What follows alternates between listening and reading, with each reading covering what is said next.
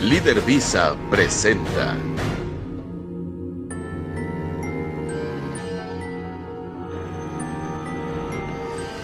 El mito de Medusa y Perseo. En el mito de Medusa y Perseo nos cuentan que el rey de Argos supo por un oráculo que el hijo de su hija le daría muerte. Para evitar el cumplimiento de la profecía, encerró a su hija Danae en una cámara hermética de bronce que puso en un lugar subterráneo. En las tierras de Helade se hallaba Argos, una ciudad griega cerca del Golfo Argólico donde reinaba Acricio. El rey, tras varios años de matrimonio, no había conseguido tener hijos y su paciencia se agotaba al ver cómo se hacía mayor sin un heredero. Un día decidió preguntar al oráculo si alguna vez tendría un hijo. ¿Y cuál fue su sorpresa cuando éste le vaticinó que no tendría varón alguno, pero que su hija le daría un nieto que al hacerse mayor acabaría matándolo? La respuesta del oráculo le preocupó tanto que quiso evitar su muerte encarcelando a su hija en los sótanos de una torre del palacio, recubierta de bronce con una única puerta y un pequeño orificio por donde se filtraba el sol. Durante los años siguientes, la hermosa Danae sufría el cautiverio sin la menor esperanza de ser liberada, aislada del resto del mundo.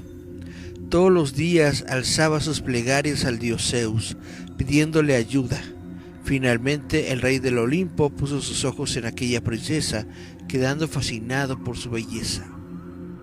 Un buen día, cuando Danae perseguía el único rayo de sol que penetraba buscando su calor, irrumpió en la escena Zeus, transformándose en lluvia finísima de oro, y de esta forma cubrió el cuerpo de la princesa, quedando milagrosamente embarazada.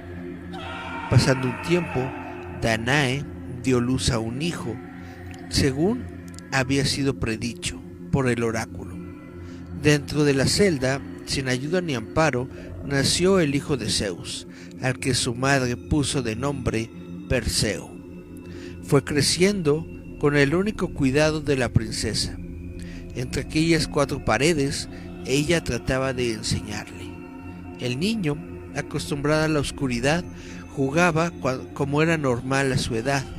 La madre le construyó con los palos del camastro una espada de juguete, que pulió rozándola con el suelo hasta darle forma, y de esta forma poder ejercitar sus músculos.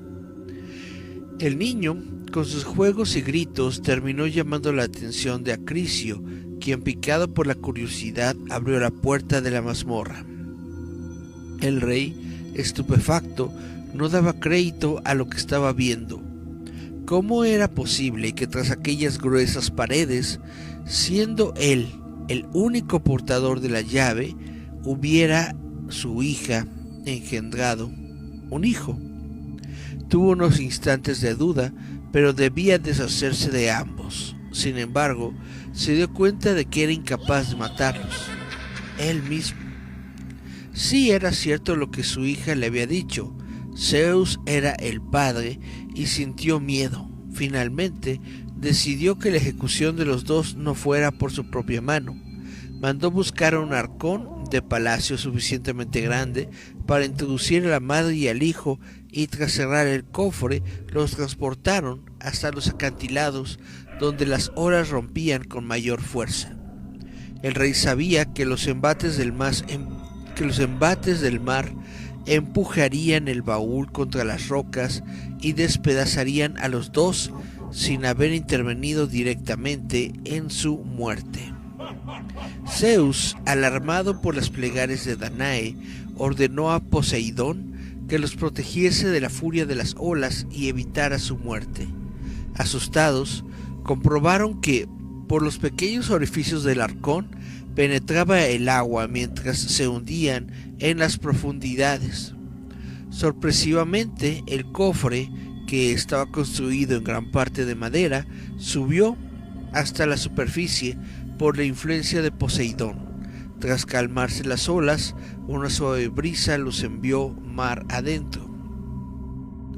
Poseidón dirigió el baúl hasta la isla de Sérifos, a salvo de la influencia de Acriso. Dictys, hermano del rey del lugar, faenaba en las orillas. Cuando vio el arca, lleno de curiosidad lo abrió y quedó sorprendido por su contenido. Los dos náufragos taparon sus ojos protegiéndose de la luz. Tras unos instantes de sobresalto, dieron gracias al Olimpo por haberlo salvado. Dictys, conmovido por la belleza de la mujer y la ternura del niño, les ofreció agua y comida. El hombre pensó: ¿será esta obra de los dioses que los han puesto en mi camino para protegerlos?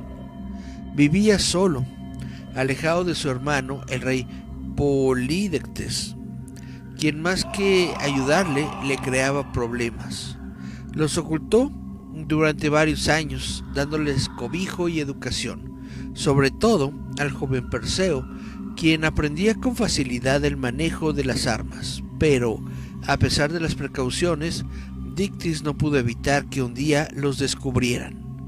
Una mañana, Polídectes vio a Danae bañándose en la orilla. Desde un pequeño altozano, montado en su caballo, disfrutaba de la belleza de la mujer que ignoraba su presencia.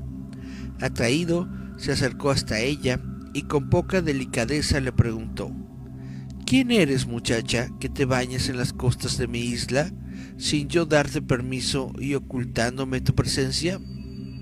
La princesa se sobresaltó e instintivamente gritó: ¡Perseo! ¡Perseo!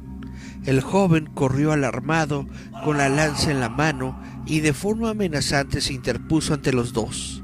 El rey, al ver la imponente figura del joven, apuntándole con su pica, trató de acercarse amistosamente. Soy Polídectes, el señor de la isla y hermano del dueño de estas tierras. Vengo en son de paz y solo quiero visitar a mi hermano. Dictys quedó sorprendido al verle en la casa. A pesar de su discreción, Polídectes había descubierto a sus invitados. Temeroso de su reacción, trató de disuadirle de su obstinación. Ellos son Danae y Perseo, esposa e hijo de Zeus, y mis huéspedes. Tendré que dar cuenta ante el rey del Olimpo si no los protejo debidamente. El rostro de Polídectes se contrajo en un rictus burlón, preocupado más por los encantos de la mujer que por las palabras del hermano. Desde aquel día, el rey frecuentaba el lugar y trataba de asediar a Danae para que se casase con ella, pero la joven le rechazaba una y otra vez. Perseo, sabiendo la testarudez del rey, siempre andaba cerca protegiéndola. Polídectes, al ver que la presencia del muchacho era el mayor escollo para acceder a la princesa, urdió un plan para deshacerse de él. Polídectes reunió a todos los súbditos en palacio para anunciarles su eminente boda con la princesa Hipodamia, hija del rey de una isla cercana. Sus intenciones no eran las de casarse con ella, sino una excusa para atrapar con una estratagema a Perseo. Queridos súbditos, tras haber acordado mi boda con la princesa Hipodamia y siendo ésta muy aficionada a los caballos, he decidido que todos los hombres de mis tierras entreguen un corcel para el dote. Perseo, al darse cuenta de que ellos no tenían caballos y viéndose en la obligación de entregar algo para no empeorar más las relaciones con el rey, le dijo: Polídectes, sabéis muy bien que nosotros no disponemos de equino alguno, pero en agradecimiento a tu hospitalidad, pedidme lo que queráis. ¡Guan, guan, guan! El rey estaba esperando aquellas palabras y aprovechó la ocasión para poner en un aprieto al joven Perseo. Ya que tan dispuesto estáis, le tomo la palabra delante de todos mis súbditos. Solicito que que cortéis la cabeza de Medusa, una de las gorgonas, y me la entregaréis como prueba de lealtad. El rey sabía del peligro que acarreaba el encargo y, convencido de que moriría en el empeño, le apremió para que lo hiciese.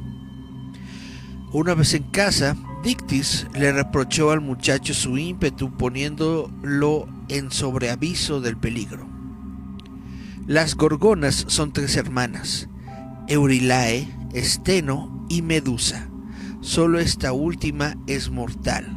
Son unas bestias horribles con cabellos llenos de víboras y un don en sus ojos que deja a todos convertidos en piedra si la miran directamente. Nadie ha conseguido regresar con vida y necesitarás toda la ayuda de los dioses si quieres salir ileso. Dictys decidió, nada más marchar Perseo, esconderse con Danae en otro lugar donde su hermano no los encontrase. El rey consideraba que la muerte del joven era inminente y sin pérdida de tiempo trataría de raptarla.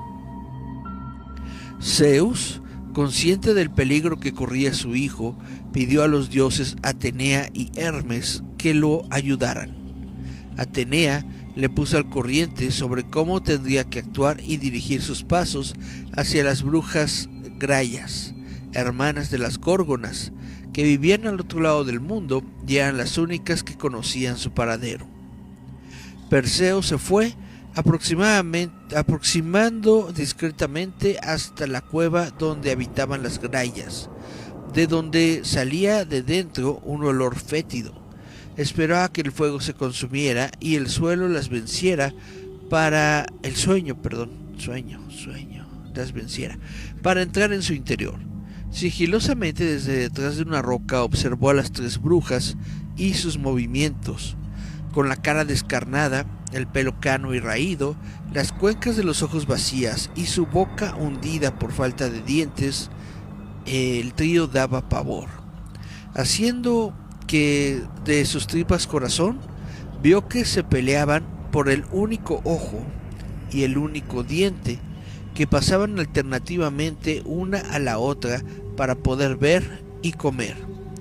Cuando terminaron, dejaron en un recipiente el ojo y el diente y se echaron a dormir.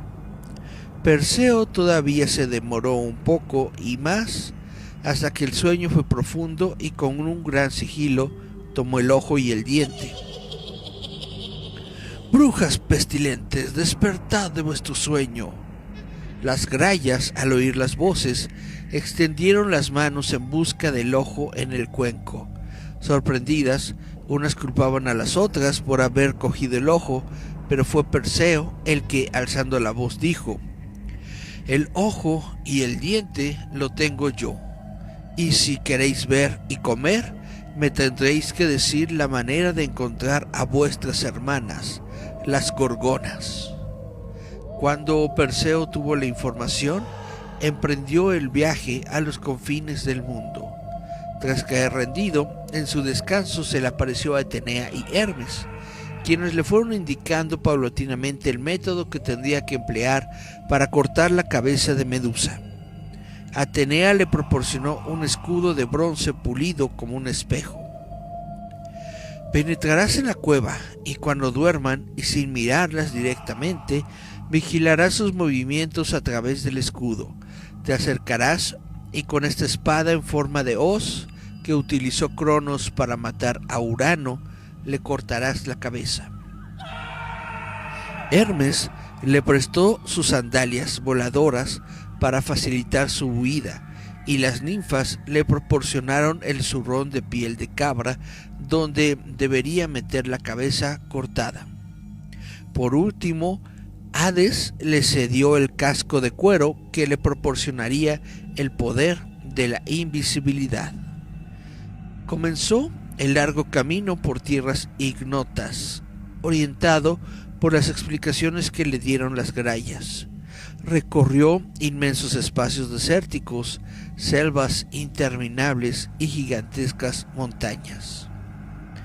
Ahí donde la tierra finalizaba, en medio de unos enormes acantilados, Bañados por un infinito océano, se ocultaba la caverna que contenía a las górgonas. En los aledaños de la gruta se veían infinidad de estatuas de piedra con formas humanas y fieras petrificadas. Sin dudarlo, Perseo pensó: este es el recinto donde viven las hijas de Forcis. El joven esperó a que las hermanas gorgonas se durmieran y con gran sigilo, mirando el lugar a través del reflejo del escudo, terminó ubicando el lecho donde descansaban. El sigilo era su mejor arma, con el casco puesto para que no lo vieran y calzando con las sandalias voladoras para que no escucharan sus pasos, fue acercándose poco a poco. Descubrió a Medusa entre las dos hermanas.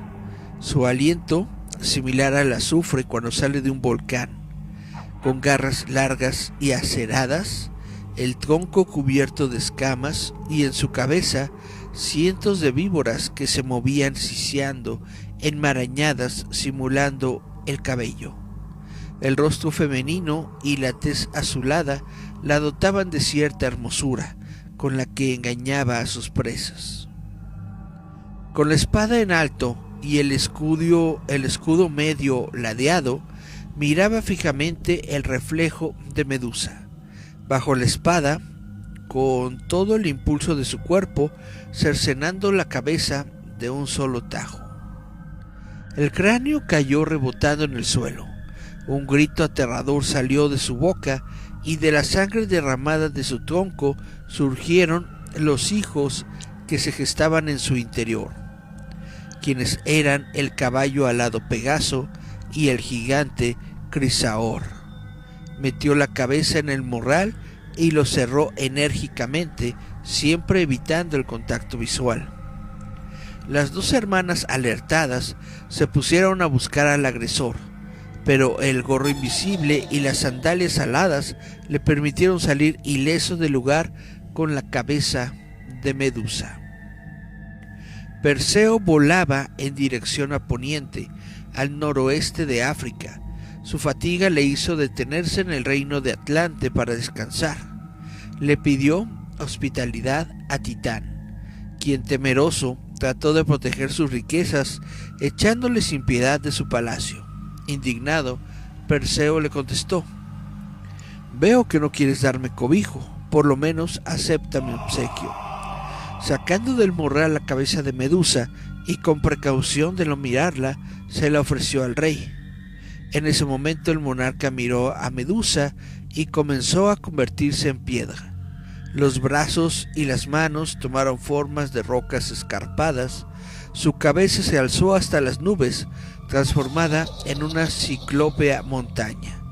Los cabellos dieron origen a los bosques y, finalmente, de su gran envergadura, dio nacimiento la cadena del Atlas. Perseo siguió su camino con la idea fija de liberar a su madre. Las sandalias aladas de Hermes le permitían viajar a grandes distancias. Cuando se acercaba a las costas de Etiopía, vio desde lo alto a una hermosa mujer encadenada en las rocas, donde las olas rompían. La curiosidad hizo que Perseo descendiera, intrigado por lo que veía. La joven lloraba desconsoladoramente. Sus ojos anegados en lágrimas le cubrían el rostro. Sin poder retirarles de sus ojos al tener las manos atadas a las cadenas, su belleza era grandiosa y su pena infinita. Era la joven Andrómeda, quien le explicó a Perseo: por culpa de mi madre, Poseidón me ha condenado a morir devorada por el monstruo marino Ceto.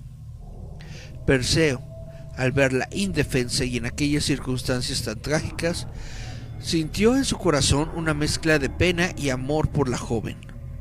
Partid sin demora, aún estás a tiempo, el monstruo emergerá del mar en cualquier momento y nos devorará a los dos sin remisión.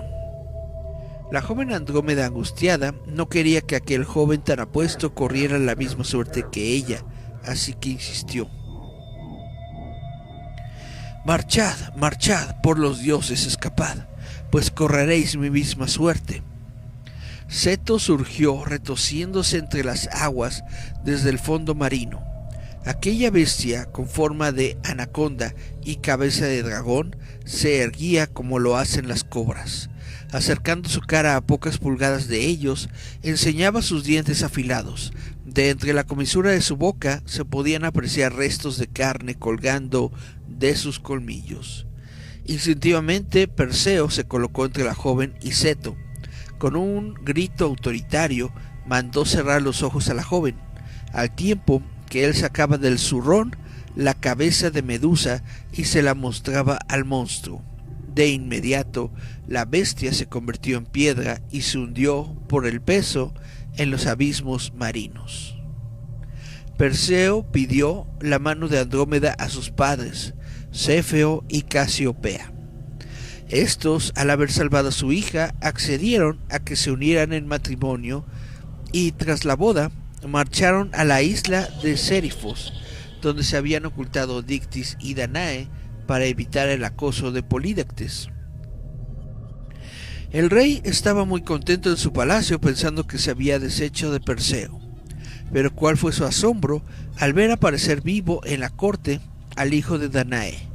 Lo primero que hizo Perseo fue interesarse por su madre y con su voz autoritaria preguntó a Polídectes: ¿Dónde está mi madre? Supongo que no le habréis hecho nada, pues en caso contrario lo pagaréis muy caro. El rey rompió a reír y los cortesanos comenzaron a burlarse. Todos miraban al joven que, con sus manos vacías y aspecto arrogante, esperaba, plantado delante del rey, una respuesta. Joven Perseo, creo que me debes algo, y según veo, no lo tienes. Por tanto, baja tus ínfulas y desaparece de mi isla. Ah, tu madre se encuentra recluida en un santuario junto a mi hermano Dictys, pero cuando tú marches de mis tierras iré por ella y la tomaré como esposa. Fue tal la rabia que invadía a Perseo que, dándose la vuelta, salió del salón, recogió el morral con la cabeza y regresó de nuevo. Se dirigió hacia el rey entre las burlas de los súbditos, se puso delante de Polídectes y le dijo: ¿Sigues queriendo la cabeza de Medusa? Pues mírala, aquí está. Sacándola del macuto y girando su mirada hacia atrás, la mostró. Todos quedaron petrificados, incluido Polídectes, que mantenía la expresión de incredulidad en su rostro de piedra.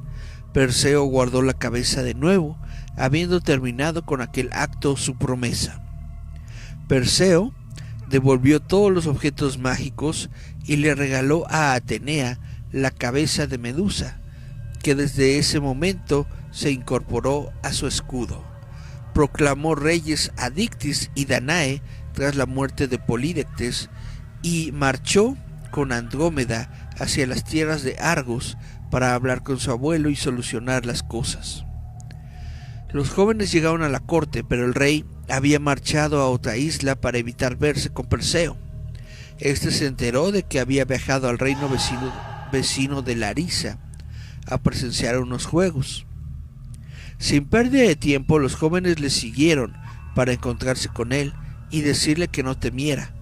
Cuando llegaron a Larisa, los organizadores de los juegos descubrieron que se encontraba entre ellos el hombre que cortó la cabeza a Medusa y le ofrecieron participar. Perseo aceptó y decidió competir en el lanzamiento de disco. Entre el gentío que presenciaba los juegos estaba el rey Acriso. Se encontraba muy cerca del campo donde se hacían los lanzamientos. Entre el público que presenciaba la competición, ignorante de la presencia de su nieto. En la cabecera del campo se hallaba Perseo, calentando sus músculos. Ninguno de los dos sabía cómo era el otro, jamás se habían visto de mayores. Cuando le tocó el turno a Perseo, deseoso de quedar bien, lanzó impetuosamente el disco aplanado de piedra que voló por el aire, pero una ráfaga de viento inoportuna lo desvió, con tan mala fortuna que impactó en la cabeza de su abuelo, quien murió al instante. De esta manera, el destino terminó cumpliéndose tal como lo había predicho el oráculo. Después del accidente, Perseo se negó a reinar en Argos, intercambiando los reinos con su vecino. Ahí creó más adelante la poderosa ciudad de Micenas, en la que vivió con su familia en paz y justicia.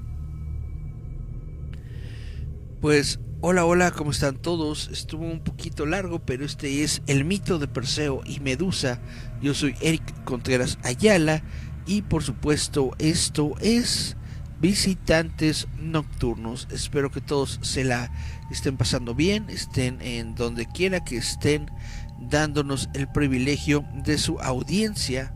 Vamos a ver algunos mensajitos. Dice Francisco Fabián López Castillo: hola, buenas noches Eric. Buenas, ¿cómo te va Fabián? Cari Santiago dice buenas. Francisco responde: buenas noches Cari. Y Francisco Fabián dice: de la Medusa salieron dos cosas de ella, en efecto. Dice Cari Oli. Y dice Cari: ¿en serio que estos griegos no tenían nada que hacer para crear tan maravillosas criaturas mitológicas? Pues literalmente en la antigua Grecia, pues ¿qué se tenía que hacer si no era contar historias frente al fuego, ¿no? Mientras estaba uno en la cena, ñaca ñaca.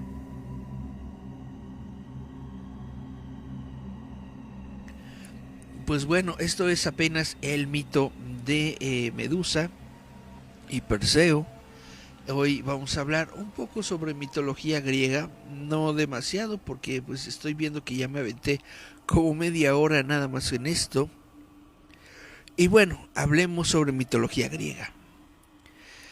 La mitología griega es el conjunto de mitos y leyendas pertenecientes a la cultura de la antigua Grecia, que tratan de sus dioses y héroes, la naturaleza del mundo, los orígenes y el significado de sus propios cultos y prácticas rituales.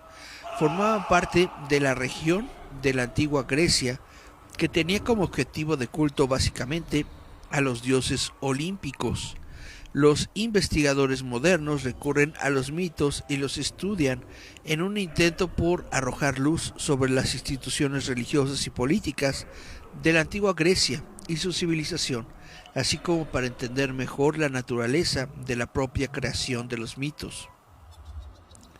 La mitología griega aparece explícitamente en una extensa colección de relatos e implícitamente en artes figurativas tales como cerámica pintada y ofrendas votivas. Los mitos griegos intentan explicar los orígenes del mundo y detallan las vidas y aventuras de una amplia variedad de dioses, héroes y otras criaturas mitológicas.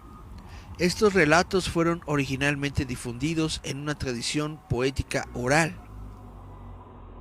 Si bien actualmente los mitos se conocen principalmente gracias a la literatura griega.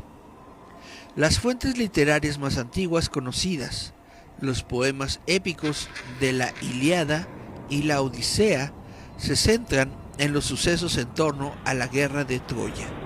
Dos poemas del casi contemporáneo de Homero, Hesíodo, la Teogonia y los trabajos Idías, que contienen relatos sobre la génesis del mundo, la sucesión de gobernantes divinos y épocas humanas, el origen también de las tragedias humanas y las costumbres sacrificales.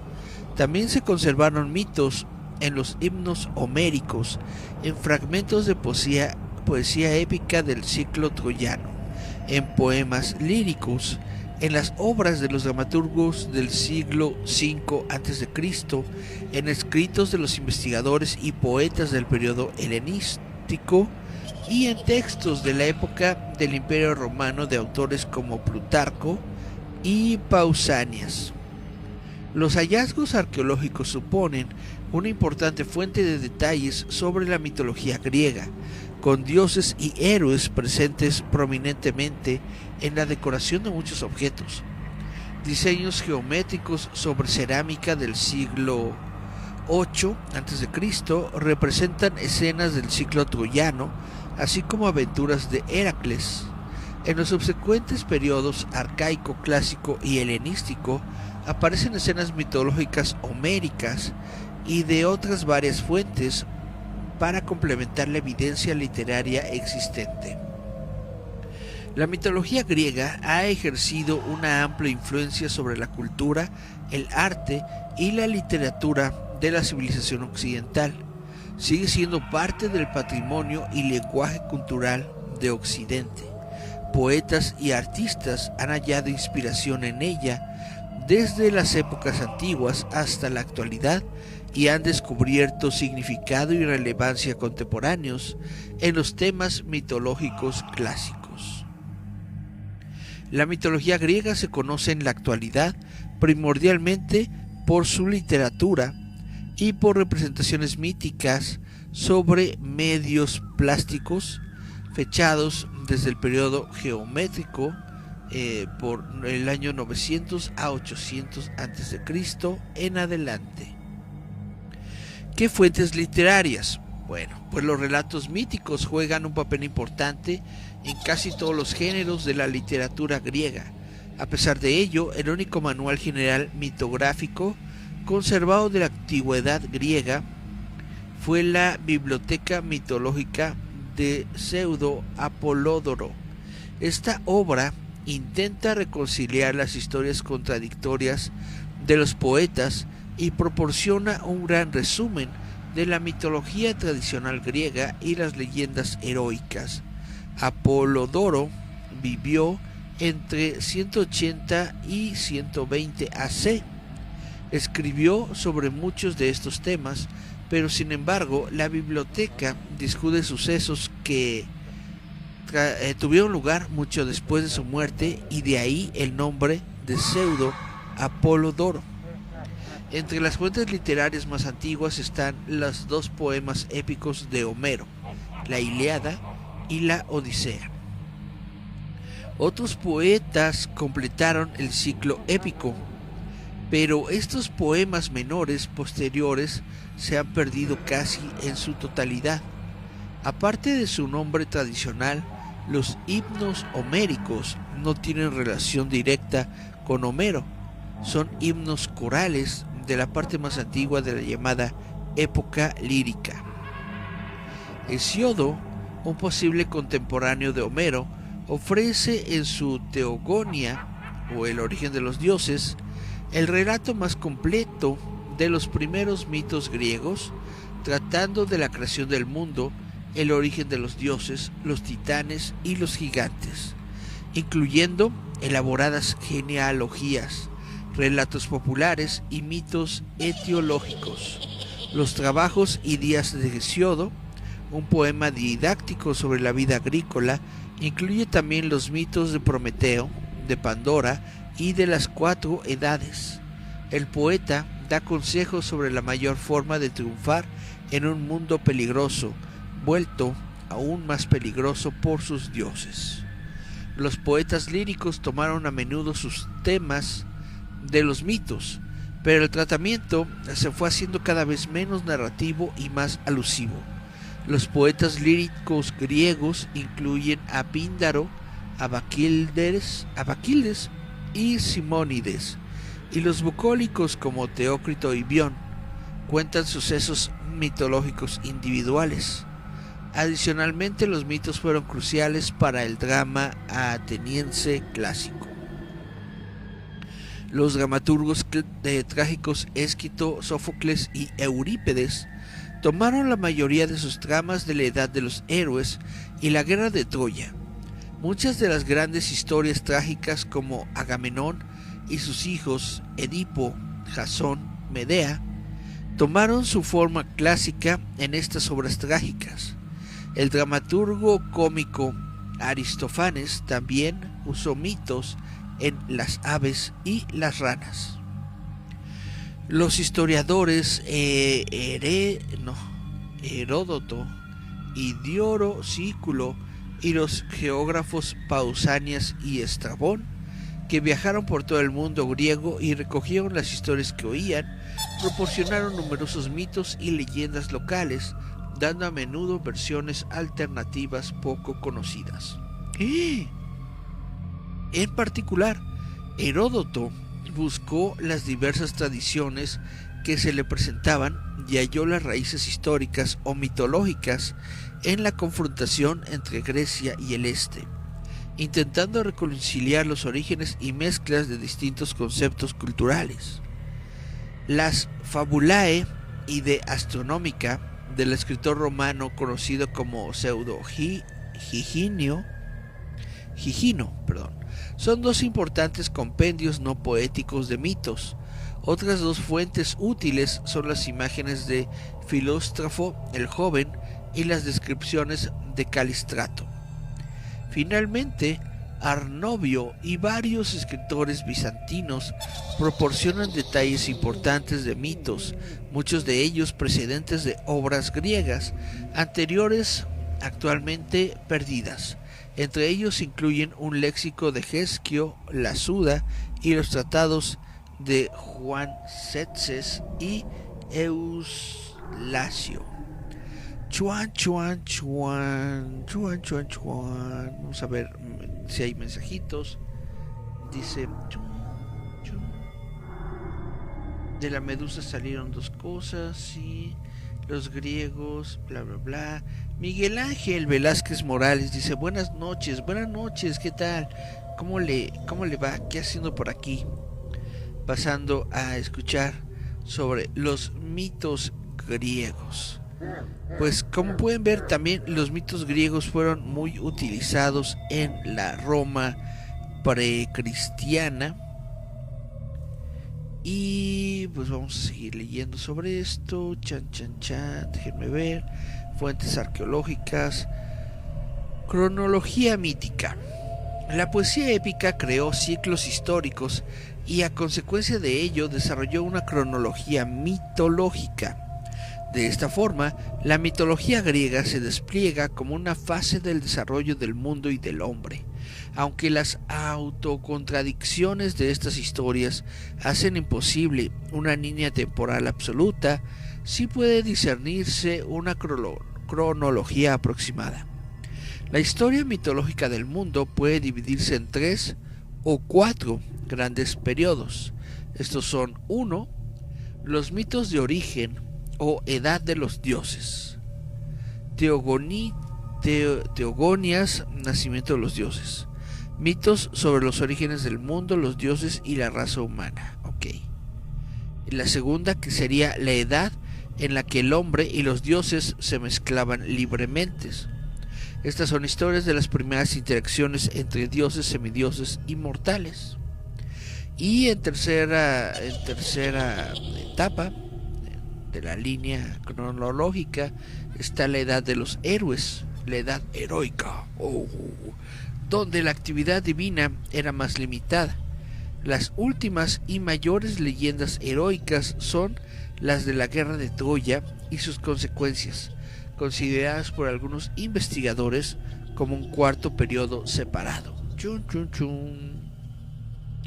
Mientras que la edad de los dioses ha sido con frecuencia más interesante para los estudiosos de la mitología contemporánea, los autores griegos de las eras arcaica y clásica tuvieron una clara preferencia por la edad de los héroes, estableciendo una cronología y registrando los logros humanos con los que responder a las preguntas sobre cómo el mundo fue creado.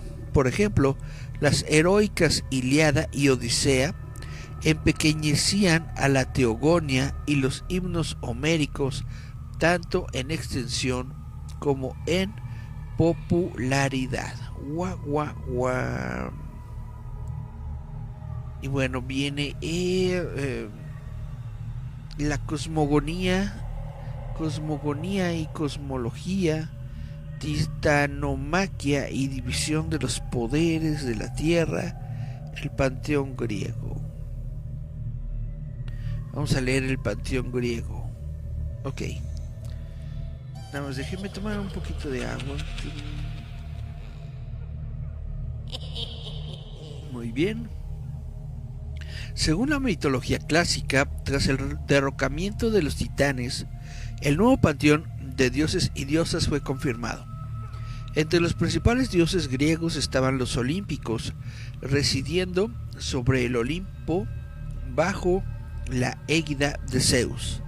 Entre los más importantes, además de Zeus, figuran Poseidón, Hades, Apolo, Atenea, Artemisa, Afrodita, Ares, Dionisio, Hestia, Hermes, Hefasto y Hera. Cuando se aludía a estos héroes en la poesía, la oración o los cultos, se hacía mediante una combinación de su nombre y epítetos, que los identificaban por estas distinciones del resto de sus propias manifestaciones. Alternativamente, el epíteto puede identificar un aspecto particular o local del dios. La mayoría de los dioses están relacionados con aspectos humanos y específicos de la vida. Se incluyen mayormente el zodiaco occidental.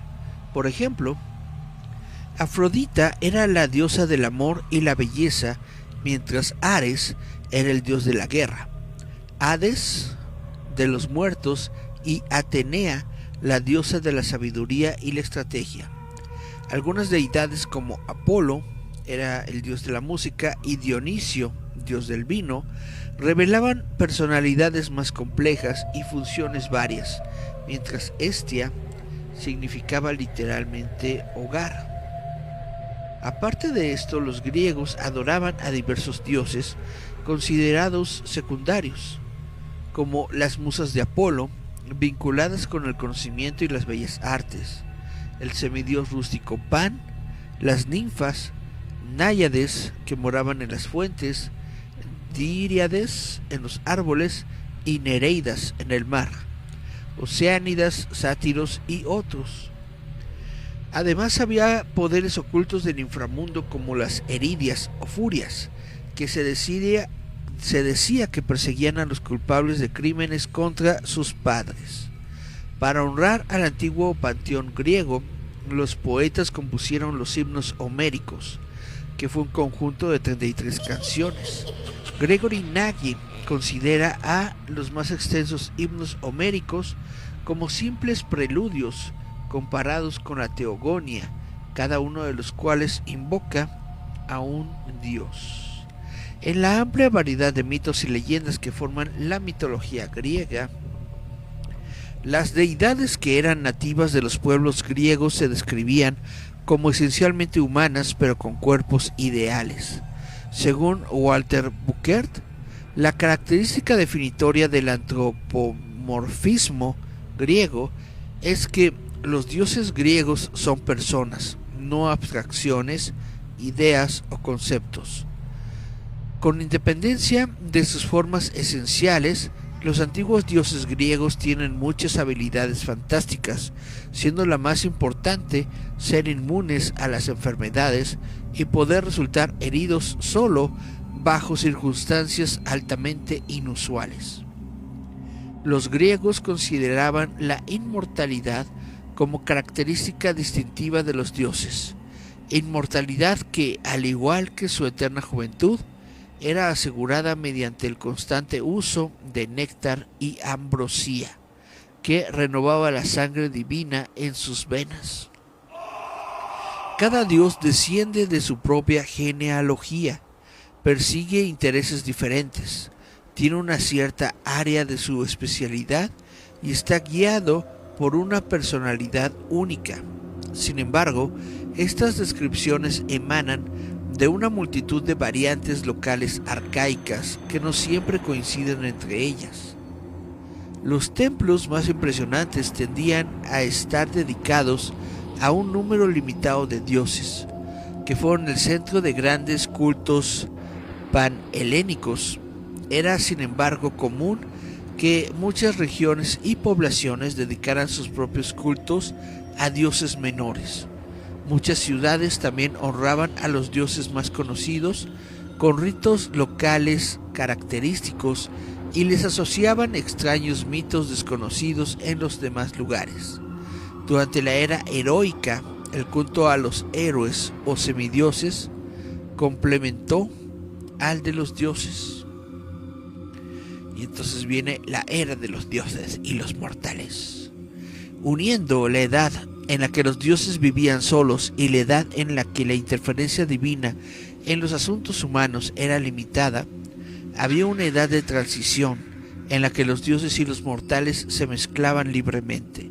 Fueron estos los primeros días del mundo, cuando los grupos se mezclaban más libremente de lo que lo harían luego. La mayoría de estas historias fueron luego narradas por Ovidio en las Metamorfosis y se dividen a menudo en dos grupos temáticos: las historias de amor y las historias de castigo. Las historias de amor solían incluir el incesto, la seducción o violación de una mujer mortal por parte de un dios, resultado en una descendencia heroica. Estas historias sugieren generalmente que las relaciones entre dioses y mortales son algo a evitar. Incluso las relaciones consentidas raramente tienen finales felices. En unos pocos casos, una divinidad femenina se empareja con un hombre mortal, como en el himno homérico a Afrodita, donde la diosa yace con Aníquises, concibiendo a Eneas. El segundo tipo de historias, que son las historias de castigo, trata de la apropiación o invención de algún artefacto cultural importante, como cuando Prometeo roba el fuego a los dioses, cuando o Licaón inventa el sacrificio, cuando Tántalo roba néctar y ambrosía de la mesa de Zeus y los da a sus propios súbditos, revelándoles los secretos de los dioses, o como cuando Demeter enseña la agricultura y los misterios a Triptolemo, o cuando Marcias inventa el aulos y se enfrenta en un concurso musical con Apolo. Ian Morris considera las aventuras de Prometeo un punto entre la historia de los dioses y la del hombre, como un fragmento de papiro anónimo datado en el siglo III a.C. Retrata vívidamente el castigo de Dionisio al rey de Tracia, Licurgo, cuyo reconocimiento del nuevo dios llegó demasiado tarde, ocasionando horribles castigos que se extendieron hasta la otra vida. La historia de la llegada de Dionisio para establecer su culto en Tracia fue también el tema de una trilogía esquilana. En otra tragedia, las vacantes de Eurípides, el rey de Tebas, Penteo, es castigado por Dionisio por haber sido impetuoso con él y espiado a las Ménades, sus adoradoras. En otra historia basada en un antiguo tema folclórico y reflejando otro tema parecido, Demeter estaba buscando a su hija Perséfone tras haber tomado la forma de una anciana llamada Doso y recibió la hospitalaria bienvenida de Céleo, el rey de Eleusis en Ática. Como regalo para Céleo por su hospitalidad, Demeter planeó hacer inmortal a su hijo Demofonte, pero no pudo completar el ritual porque su madre Metanira la sorprendió poniendo al niño en el fuego y chilló asustada, lo que enfureció a Demeter, quien lamentó que los estúpidos mortales no entendieran el ritual.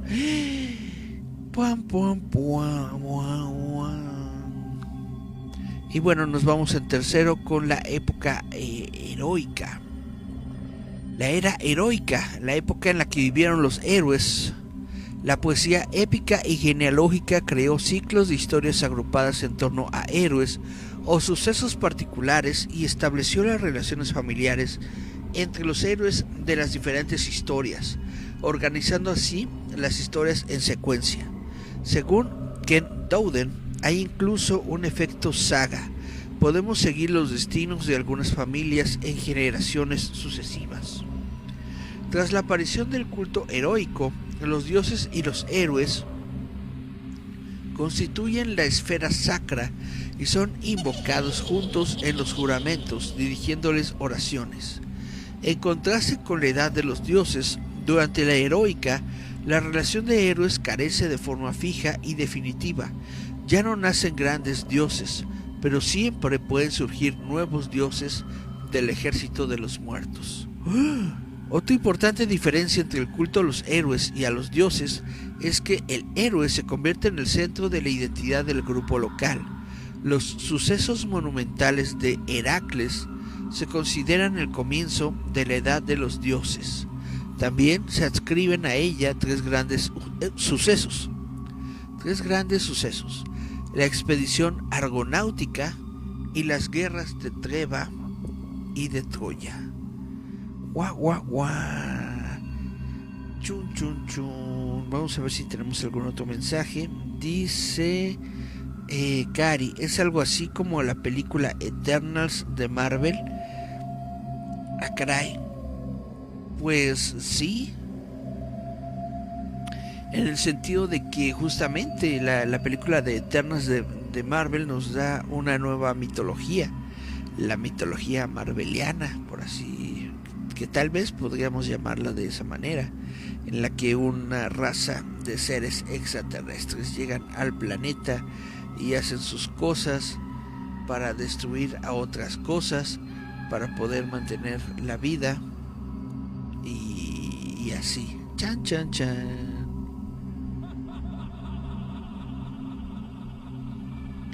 Pues bueno, ¿cómo vamos de tiempo? Ya casi nos acabamos la hora. Ya son las 12:52 de la mañana de este sabadito 27 de mayo del año 2023. Bueno, yo digo que no me alcanza mucho tiempo de abordar muchos temas. Solamente vamos a hablar un poquito sobre Perseo. Algunos investigadores creen que tras la complicada mitología de Heracles, probablemente hubo un hombre real, quizás un cacique vasallo del reino de Argos. Otros sugieren que la historia de Heracles es una alegoría del pasado anual del Sol por las 12 constelaciones del zodíaco, y otros señalan mitos anteriores de otras culturas, mostrando la historia de Heracles como una adaptación local de mitos heroicos ya bien asentados. Tradicionalmente, Heracles era el hijo de Zeus y Alcmena, la nieta de Perseo. Sus fantásticas hazañas en solitario son sus muchos temas folclóricos. Proporcionaron mucho material a las leyendas populares. Es retratado como un sacrificador, mencionado como fundador de los altares e imaginado como un comensal voraz, papel en el que aparece en las comedias. Mientras su lamentable final proporcionó mucho material para las tragedias, Heracles es considerada por Thalia Papadopoulou, sí, una obra de gran importancia para el examen de otros dramas eurípideos. En el arte y la literatura, Heracles se ha representado como un hombre enormemente fuerte de altura moderada, siendo su arma característica el arco, pero también frecuentemente la clava. Las vasijas pintadas demuestran la popularidad inigualable de Heracles, haciendo su lucha con el león muchos cientos de veces, Heracles también entró en la mitología y el culto etruscos y romanos, y la exclamación Mejércule se hizo tan familiar a los romanos como Heracles lo fue para los griegos. En Italia fue adorado como un dios de los mercaderes y del comercio, si bien otros también le rezaban por sus dones característicos de buena suerte y rescate del peligro. Heracles logró el más alto prestigio social mediante su puesto de ancestro oficial de los reyes dorios. Esto sirvió probablemente como legitimación para las migraciones dorias al Peloponeso. Hilo, el héroe epónimo de una tribu doria, se convirtió en un heráclita, nombre que recibían los numerosos descendientes de Heracles, entre los que se contaban Macaria, Lamos, Manto, Bianor, Trepolemo y Telefo. Estos Heráclidas conquistaron los reinos peloponesos de Micenas, Esparta y Argos, reclamando, según la leyenda, el derecho a gobernarlos debido a su ascendencia. Su ascenso al poder se denomina frecuentemente como la invasión doria. Los reyes lidios y más tarde los macedonios, como gobernantes del mismo rango, también pasaron a ser Heráclidas. Otros miembros de la primera generación de héroes como Perseo, Deucalión y Belerofonte tienen muchos rasgos en común con Heracles. Como él, sus hazañas son en solitario, sus tintes fantásticos y metafóricos, puesto que enfrentaron y mataron a monstruos como la Quimera y a Medusa. Esta última tenía la habilidad de petrificar a sus enemigos con la mirada, por lo que cada dios proveyó a Perseo de un elemento particular para derrotarla. Enviar a un héroe a una muerte segura es también un tema recurrente en esta primera tradición heroica, como en los casos de Perseo y Belerofonte. Y bueno, los argonautas, Jason, Teseo, el Minotauro, es lo que sigue en esta narración. No sé qué opinen ustedes, si continuamos esto de los argonautas, el ciclo de Tebas, Edipo, Cadmo, Atreo en el siguiente programa, o lo dejamos para después. Pero bueno, por lo menos el programa de hoy de mitología griega lo voy a dejar hasta aquí con Heracles, Perseo. Chun chun chun chun. Chun chun chun chun. Chun chun chun chun. Y bueno, pues es muy interesante, es muy bonita la mitología griega. No digo que la conozco mucho, no digo que la entiendo mucho, simple y sencillamente digo que es bonita y que está padre. Lo que más yo conozco, obviamente, es la película de los titanes. ¿Cómo se llama? ¿El ataque de los titanes? No, esa es otra. ¿Cómo se llama? No es la Odisea de los titanes, no. ¿Cómo se llama? Oh, fuck. Bueno, esa película de los titanes, que primero fue creada con el uso de técnicas de Ray Harryhausen, que le dio vida justamente a la Medusa y a todos las criaturas mitológicas que aparecen en la película. Es una cinta bastante genial, es de mis favoritas. Yo la veía mucho de niño. Bueno, lo vi como unas, no sé, 3-4 veces cuando era niño, ¿no? La película justamente de Perseo cortándole la cabeza a Medusa, y pues era muy genial. Ya después llegó un remake de película que me parece que fue ya en los 2000 y sí, más o menos reciente, por el 2010, 2012, una cosa así, ¿no? Que se llamaba Furia de Titanes, ya me acordé. Furia de Titanes, así se llamaba la película. Pues bueno, y eso está muy padre. Cuenta exactamente la misma historia, pero ya con efectos visuales de CGI, ya más movimiento, ya todo más acá. El protagonista creo que era el mismo que el hizo de... No me acuerdo quién era el protagonista, pero bueno, fue un buen protagonista en su tiempo, en su época. Vamos a buscar, déjenme nada más de a rápido, buscar aquí Furia de Titanes, y exactamente está la de 2010 y la de 1981. Bueno, no están ustedes para saberlo ni yo para contarlo, pero yo nací justamente en 1980. Entonces esta película de Furia de Titanes salió un año después de que yo nací, cuando yo tenía un añito. Es una película britano-estadounidense, de 1981, dirigida por Desmond Davis. Adaptación del mito de Perseo, su lucha con Medusa y su intento de salvar de la destrucción a la ciudad de Joppa y de la muerte a la princesa Andrómeda. ¡Cadena de Andrómeda! Bueno, aquí Zeus fue interpretado por Laurence Olivier. ¡Órale! Perseo fue Harry Hamlin. Y bueno, varios actores de esta época.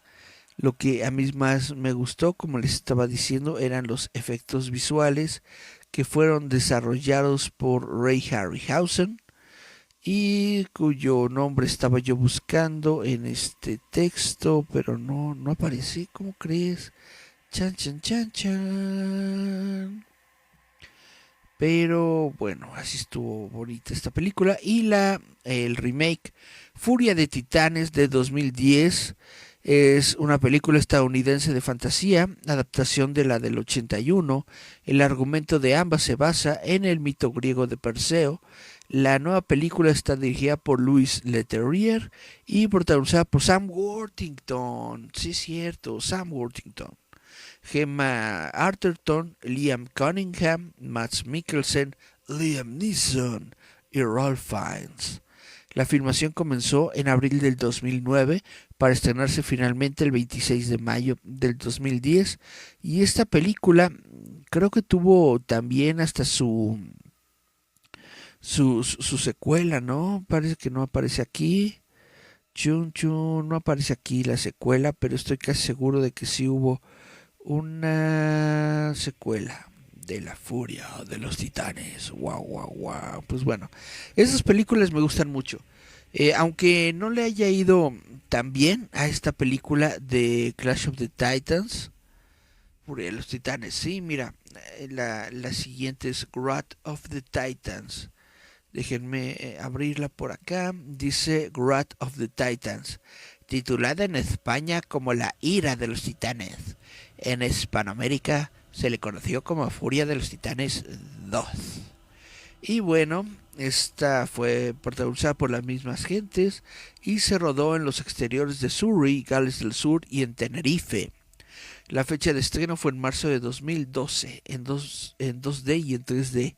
Órale, guan. Pues bueno, a mucha gente no le gustó la primera y obviamente mucha gente ya no fue a ver la segunda película. Según tengo entendido, no le fue muy bien en taquilla la segunda película de La Ira de los Titanes. A mí me parecen muy buenas películas, están muy padres, están muy bien diseñadas, muy bien contadas, muy bien generadas. Las dos de La Furia de Titanes y la original de 1981. Es de mis películas favoritas de todos los tiempos del mundo mundial.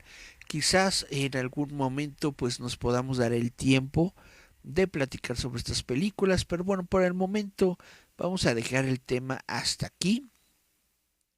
El programa anterior fue sobre mitología nórdica y estaba yo, no sé qué opinen ustedes, estaba yo pensando en hacer un tercer programa sobre mitología, hablando sobre la cosmología hinduista. Ya ustedes me dirán, sí, cómo no, fíjate que sí, es un tema que me apasiona demasiado, o dirán, no, ¿cómo crees? La cosmología hinduista no es tan chida, bla, bla, bla. Lo podrán dejar en sus comentarios y si no me dejan nada, interpretaré su silencio como un Simón. Total, que bueno, esto se llamó Visitantes Nocturnos, parte del sitio web roboto.mx. Roboto.mx es justamente un sitio web en donde nosotros escribimos normalmente artículos que se suben prácticamente casi todos los días.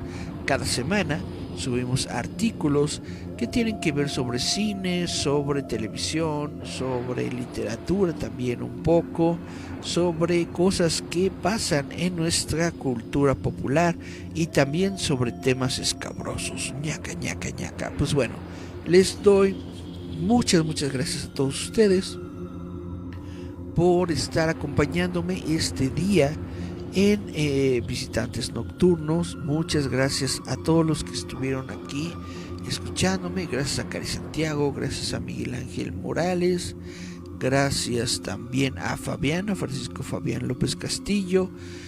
Y bueno, pues ya vámonos a descansar en este sabadito. Yo fui Eric Contreras Ayala.